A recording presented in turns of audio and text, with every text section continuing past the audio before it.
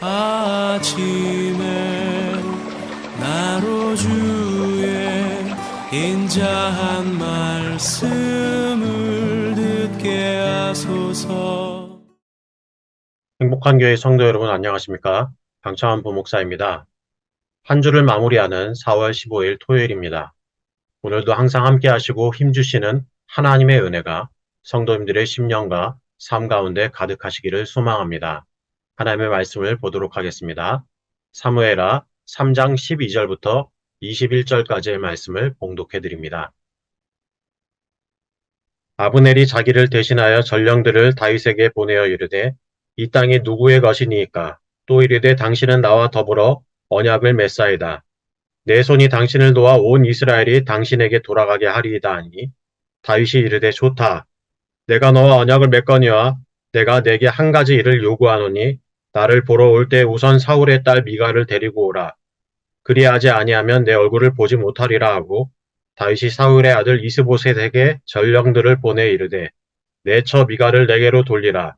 그는 내가 전에 블레셋 사람의 포피 100개로 나와 정혼한 자니라 하니 이스보셋이 사람을 보내 그의 남편 라이스의 아들 발디엘에게서 그를 빼앗아 동매 그의 남편이 그와 함께 오되 울며 바울임까지 따라왔더니 아브넬이 그에게 돌아가라 하매 돌아가니라.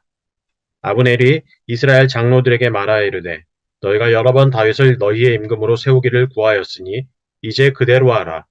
여호와께서 이미 다윗에 대하여 말씀하시기를 내가 내 종 다윗의 손으로 내 백성 이스라엘을 구원하여 블레셋 사람의 손과 모든 대적의 손에서 벗어나게 하리라 하셨음이니라 하고 아브넬이 또 베냐민 사람의 귀에 말하고 아브넬이 이스라엘과 베냐민의 온 집이 선하게 여기는 모든 것을 다윗의 귀에 말하려고 헤브론으로 가니라. 아브넬이 부하 20명과 더불어 헤브론에 이르러 다윗에게 나아가니 다윗이 아브넬과 그와 함께한 사람을 위하여 잔치를 배설하였더라.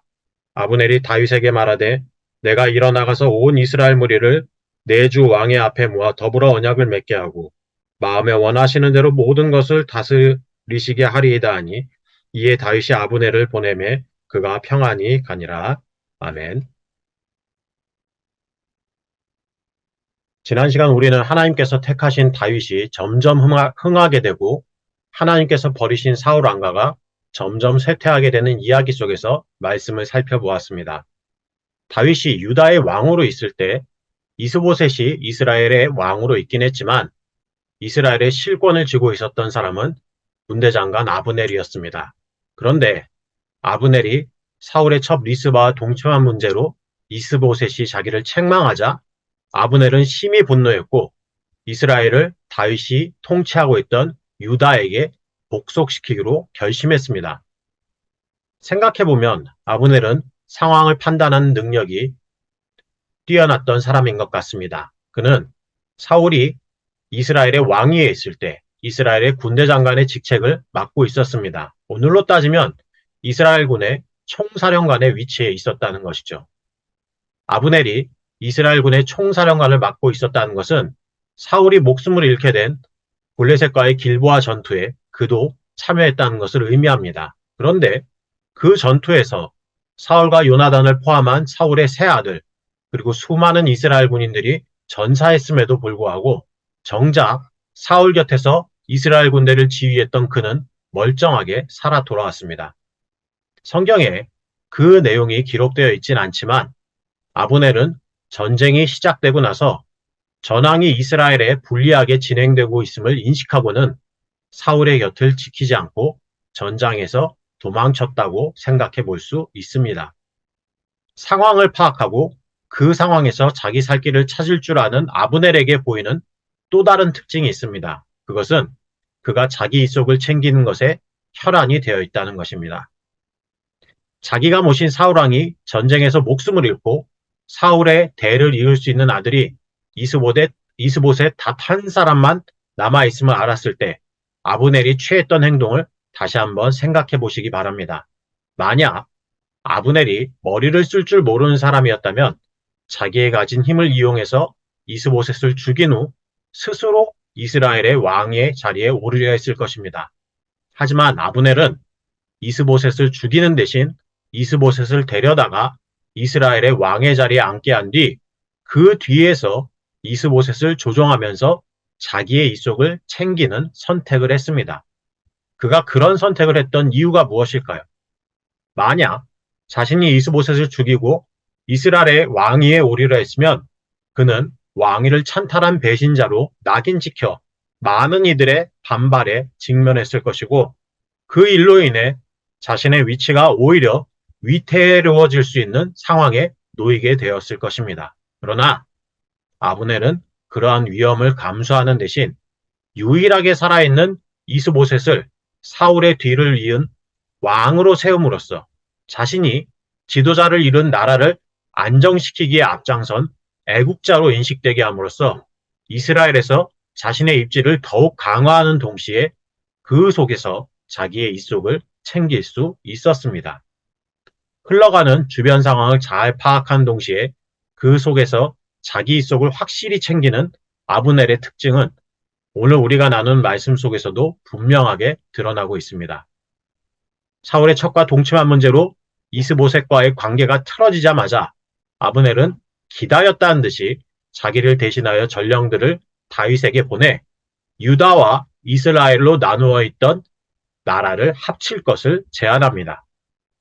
이스라엘의 군대 장관으로 있으면서 열흘 동안 유다와의 전쟁을 지휘했던 그였지만 아브넬은 시간이 지나면 지날수록 이스라엘의 국력은 약해지고 유다의 국력은 점점 강해지고 있다는 것을 인식했습니다.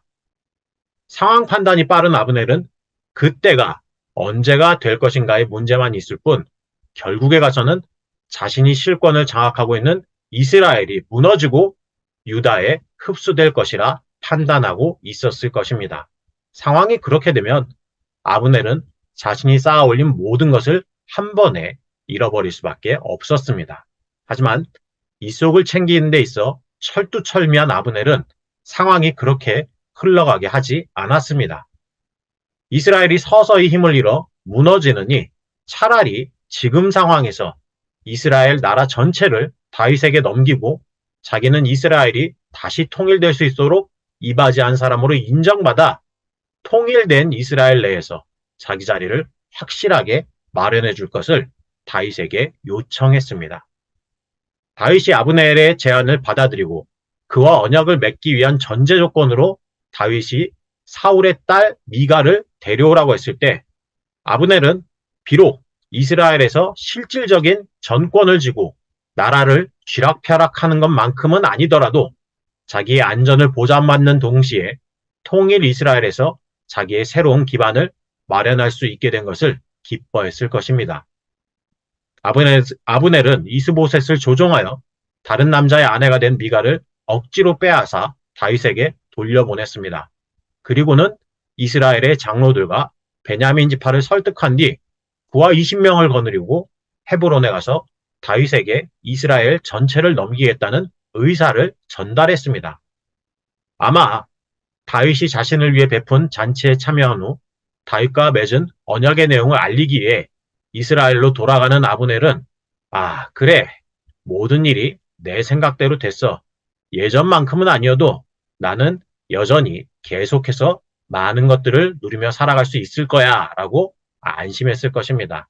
그러나 상황에 따라 신의를 저버리고 자기 이속만 챙기는데 여념이 없던 아브넬은 이스라엘로 돌아가지 못하고 예전에 자신이 죽인 아사헬의 형 요압의 손에 죽임을 당함으로써 그 생을 마감하고 맙니다.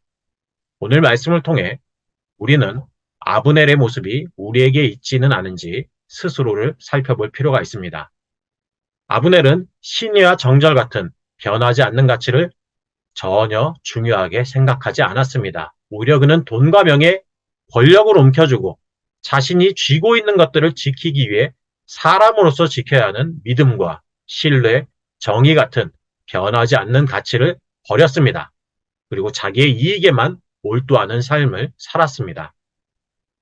우리가 살아가는 세상에도 자기 이익을 위해서라면 누군가를 속이고 정의를 저버리는 경우가 얼마나 많은지 모릅니다. 그런 세상을 살고 있기에 우리 역시도 그들처럼 하지 않으면 손해를 볼 것으로 생각하며 그들의 행동 방식을 따르려는 유혹을 받기도 합니다. 그러나 그러한 유혹이 찾아온다 할지라도 하나님의 정의와 공의를 믿는 자로서 우리는 세상의 방식을 따라가선 안 됩니다.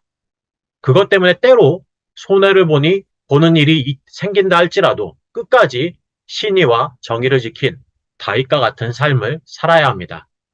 눈앞에 보이는 이익이 아닌 영원히 변하지 않는 하나님의 나라의 가치를 마음에 새기고 실천하는 삶을 살아야 합니다.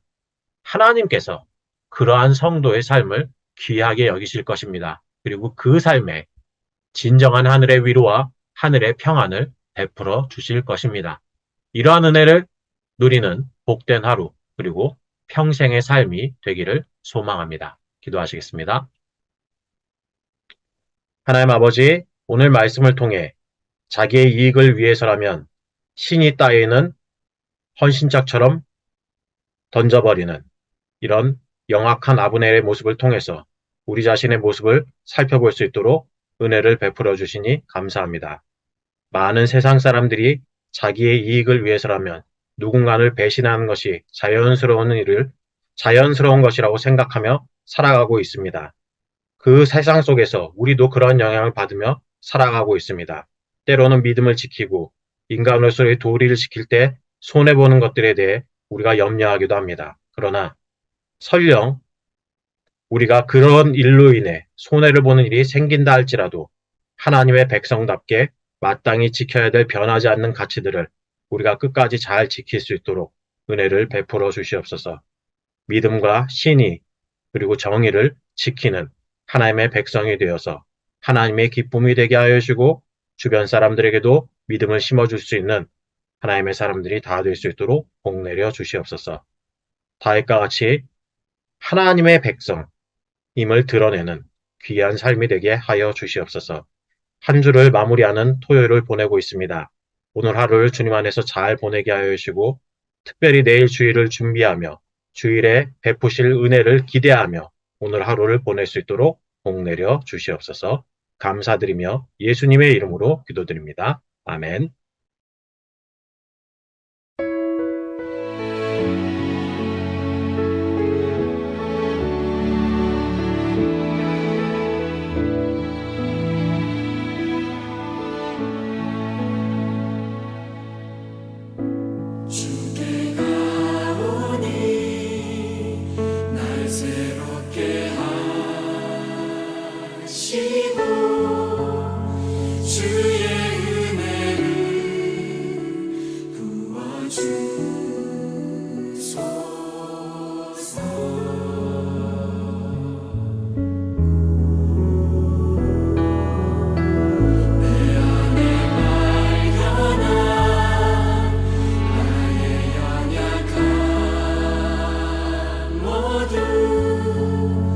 벗어지리